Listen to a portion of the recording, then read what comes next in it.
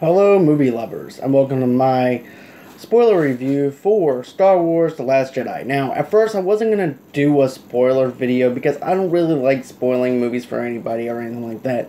But with this, I feel like I couldn't do this video unless I spoiled the movie. So if you haven't seen the Star Wars The Last Jedi or anything yet, do me a favor. Put this in your add to do list later on. So when you do go see this movie, it won't be spoiled for you. You can go on ahead and get that flavor when you get back from seeing the movie. Now, with that being said, I'm going to go on ahead and set the tone and set everything up. So, basically you have the continuation of what happened in Star Wars, The Force Awakens, which is Episode 7. This is actually the 8th movie out of the Star Wars franchise. And it continues off. As a matter of fact, this is actually the very first time that we actually have a continuation of the following movie rather than skipping it some years later on.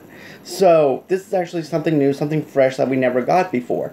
And it lands back on the island with Rey and Luke. And I felt like the chemistry between Rey and Luke was very well put together. I really love that aspect with them. I wanted to see more of them on the island. Yes, we got a lot of that, but I want to see a lot more to what involved there. I wanted to see more of those characters and maybe a little bit more of the caretakers because I thought the caretakers were really funny. But as far as actually seeing what was done there, I felt like they did a very good job with it. Another thing too that I want to also mention, the fact that when Luke gets the lightsaber, we're wondering, okay, what's going to happen during that moment? What's he going to say? He takes it, chunks it, and it lands in the grass.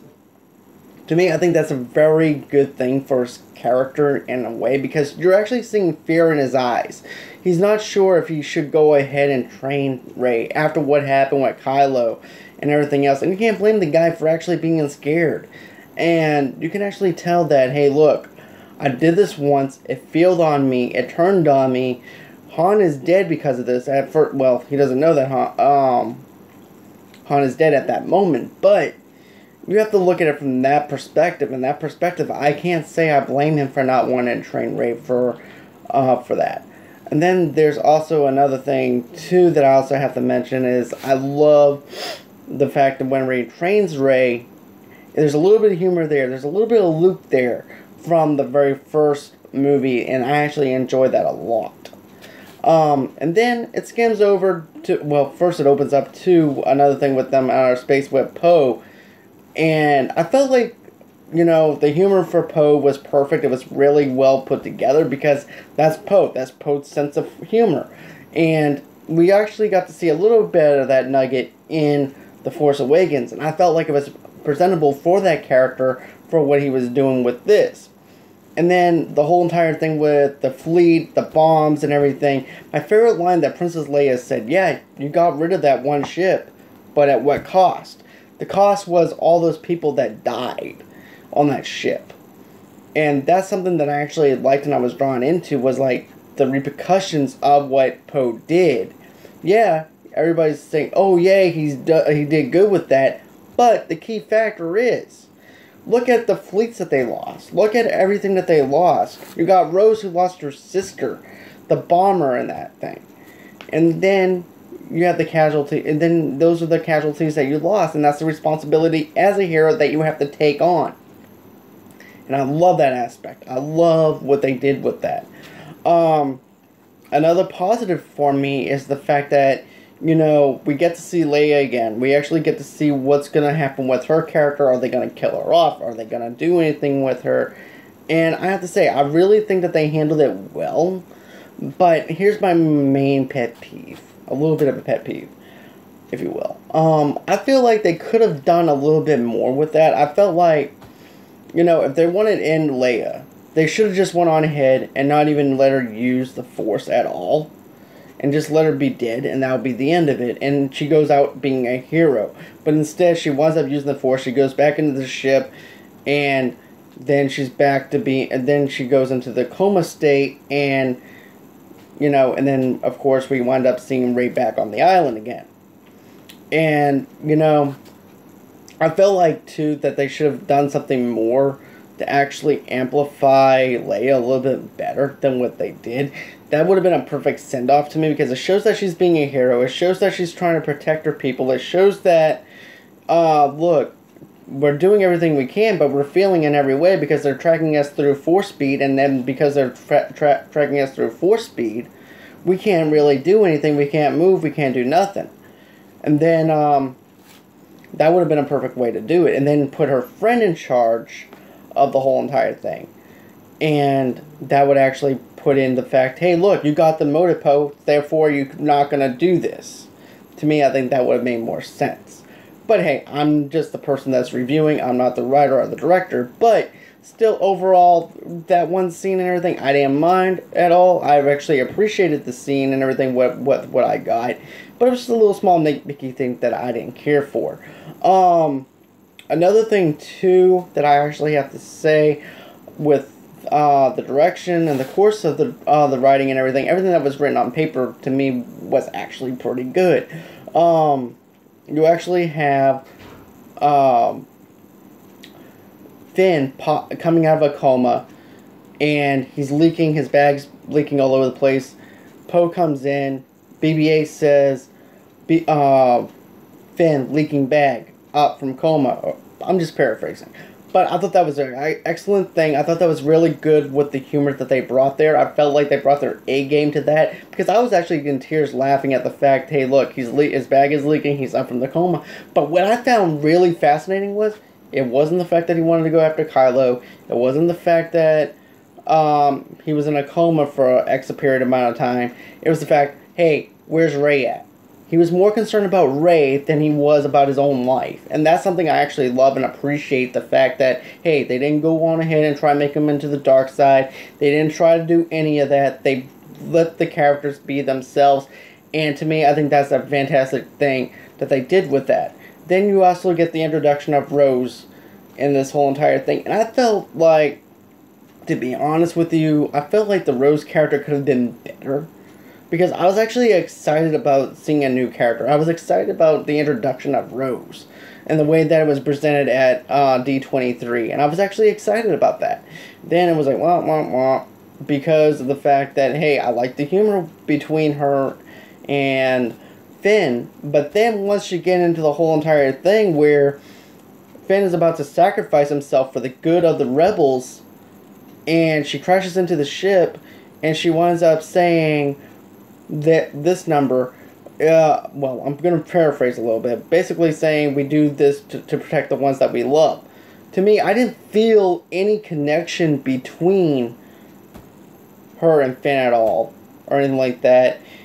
And to me, I thought that part was a little bit forced. I didn't really care for that. But still, we got it. It was there. But for me personally, I didn't care for that scene at all. And then the part with the casino and everything, I felt like that was actually a pretty decent scene for the most part. Yes, it felt kind of like Ocean's 11, kind of earthy, kind of Las Vegas, and we got to see everything. And we also got to see BB-8 do a little bit of interaction, and one of the aliens is actually putting coins into his thing, thinking he was a slot machine, which I thought was hilarious. And then we also meet the hacker, which is not Guillermo del Toro, but still, Benicio del Toro. Sorry, I'm butchering his name. But I felt like he was underutilized. The character was very underutilized. Because I was really, in a way, expecting more from him. From that character. Because I really liked him as an actor.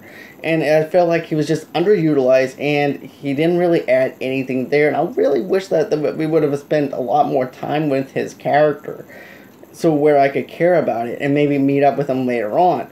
But as for everything else goes with that, I love the escape scene. I love the fact, hey, look, we couldn't get this master hacker, so we went on ahead and got this hacker instead. We got a hacker, but not the hacker. So I like that bit a little bit, but I'd rather it actually getting the hacker, trying to find a way to get to the hacker, rather than getting caught and finding this El Cheapo hacker who knows his stuff around, but he's also very manipulative and everything else. But with that being said, I didn't really like the delivery of that, but I do appreciate a little bit of what happened with that whole entire setup. Excuse me. But another thing, too, that I need to actually bring up is the whole Kylo thing. I feel like Kylo has actually grown into his character now, where now he's not throwing tantrums. He's not going to be throwing tantrums as much. He's going to be part of the dark side now. He killed his own emperor, which I was not expecting. I was maybe... here's the thing. I went in, the first time I seen this, thinking, okay, who is Snoke? What is Snoke? Da-da-da-da-da. And now it's like, I don't care. You don't need to actually have questions answered through everything anymore. And the whole twist where he winds up killing his own emperor so he can gain the seat for himself and then turn the tables on Rey was fantastic. I thought it was great. And then the fact that we still don't know who her parents are, but nor do we care about that anymore because she doesn't come from anything. And that goes to show you, hey, look, I don't have to come from anything to actually be a part of the Force now. I can be my own person. I can do this. I don't need anything. That's what I got out of that. Was you don't have to... This is what I'm thinking here. You don't need to be Luke Skywalker's daughter. Obi-Wan's goddaughter. Or whatever. Anyone can have the Force. You can come from nothing and be something. That's what I like about it. It turns a zero into a hero, kind of like Hercules. Then, you also have the sacrificial thing that happened at the with Leia's friend, which I actually like because she went out as a hero. She winds up using force speed against them, which actually was tracking them in the first place, and kills everybody that was on that ship. Which I actually enjoy that part because it shows her a little bit of a heroism, even though I didn't really care for that character, but I wanted to see more. Then we also have Palpatine, who's facing off against Finn, and I like that aspect too, but I wish that they would have added in a lot more longer fight scene between her and Finn. I thought that would have been better served, but hey, it was good. I loved it. Then finally, Luke Skywalker dying. Wow. That was really good. Now, this is actually going to be the scary moment of the whole entire thing here. Why is it scary? Here's why. Now you don't have to revolve around these characters anymore. Now you can actually go on ahead into a Star Wars film without doing any fan theories. You don't have to go into the Star Wars movie wondering if Luke's going to die or not. These characters are going to become their own characters now, to where they can actually have building blocks and actually have shades of their characters and stuff like that, and which is what I love, having layers of their characters, and that's what I want. And I love the way that he was killed off in this movie. He used the force projection. He did very well with that. And then the twist with the whole entire thing too, where you have Kylo trying to stab him and he's not even there in the first place. And then you have Rey coming in, picking up the rocks and trying to get everybody out of there. So now with this new episode coming out, we don't know what to expect. We don't have any fan theories. Anything could happen. Anyone could die. Anything left in turns, and I love it. And with that being said, I'm going to give this movie a 4.5 out of 5 for the simple fact, yeah, I went in there with high expectations the first time, but the second time, all my theories were gone and left at the door, because now I know what I was expecting, and I actually enjoyed it more than I did the first time. And therefore, I wasn't let down, but I actually had more of a visual of what was going on. So that's why I'm going to give this a 4.5 out of 5, because there were some scenes that I felt kind of wonky, some scenes that I loved, and everything. But as a movie as a whole, I loved it. The tone was great. Even the humor was good. It felt very Star Wars to me. So anyways, go out and see this movie. Ignore what everybody else is saying. If you like it, that's great. Screw everybody else. Who cares about what other people think and everything? If you love this whole entire thing, go out and see it. Don't let anyone discourage you. And if you wind up liking the movie, good for you, because you love something that somebody else didn't like. And no one should be able to tell you what you liked and didn't like, and you shouldn't be signing a petition online to try and make this thing not canon just because it didn't fill in the blanks for you with your theories. So, with that being said, I'm going to go ahead and sign off now. So, give me the thumbs up if you liked this video. If you didn't, hey, give me a thumbs down. I don't really care. Comment below, and until next time, bye-bye.